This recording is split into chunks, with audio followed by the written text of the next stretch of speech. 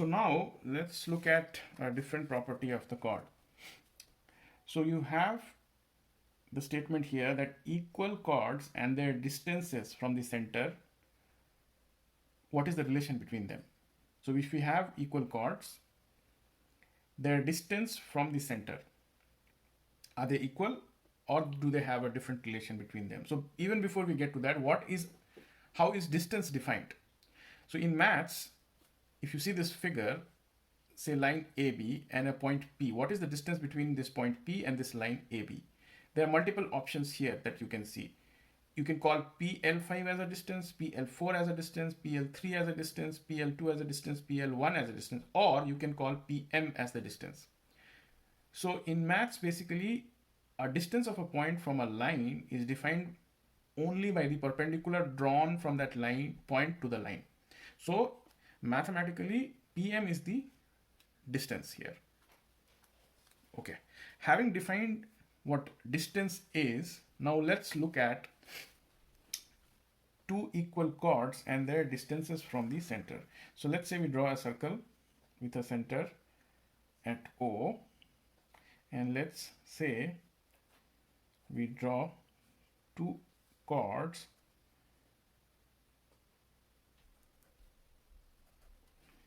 which are equal in length.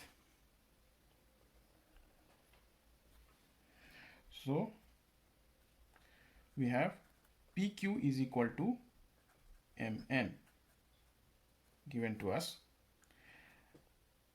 Distance from the center of this chord PQ is nothing but a perpendicular drawn from O to PQ. Say at point A it joins PQ, and same thing is done here for MN. Now we have to see if we have to prove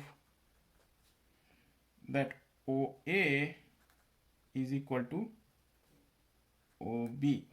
Let's assume that B is the point where this perpendicular joins this line MN, which is another chord. Okay, so now let's join these 2 points here. So we basically have to prove that OA is equal to OB. OA is this triangle, is a part of this triangle. So in triangles, OAQ and triangle OMB. So we are basically talking about this triangle OAQ and then this triangle OMB. So if these two triangles are proved to be congruent, then automatically it's proved that OA is equal to OB. Now, how can we prove that? So we'll use the RHS property. So here, angle OAQ is equal to angle OBM because they are 90 degree. So that is, you have the right angle. OQ is equal to OM, Y, radius. So that way you have the H property satisfied. Now we know that line drawn from center of a circle to the chord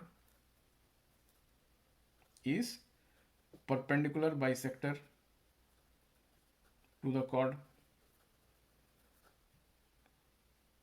So we know this.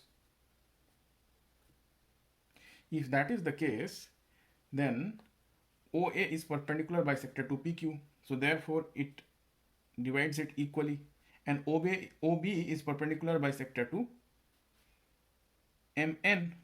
So therefore if OA and OB are perpendicular bisectors, then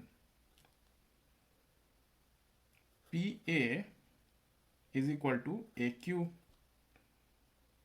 and MB is equal to BN. So therefore if PQ is equal to MN, then half of PQ will be equal to half of MN.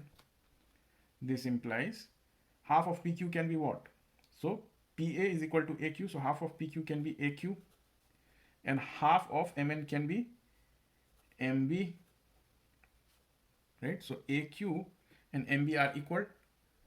So therefore, you have one side equal. So you have R and then hypotenuse is equal, and then you have one side which is equal.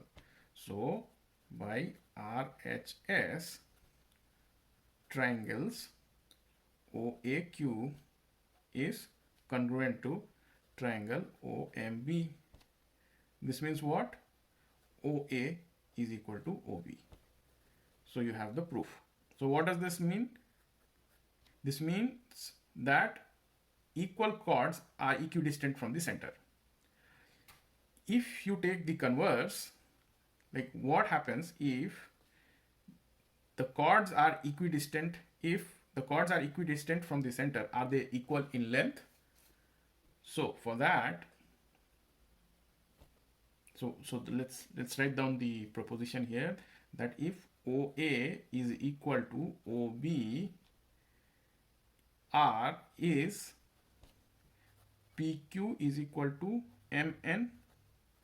So that's the question. For that, if we join, let's say you join OP and ON. Now triangles POQ and triangle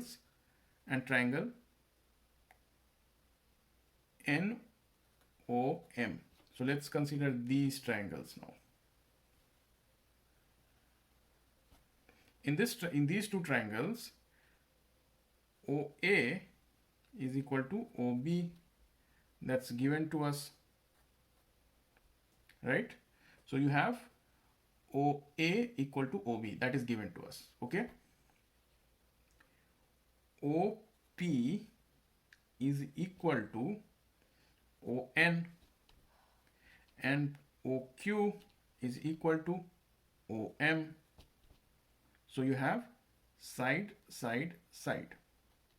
So by SSS, triangle POQ is congruent to triangle MON, and by that logic PQ is equal to MN, hence proved.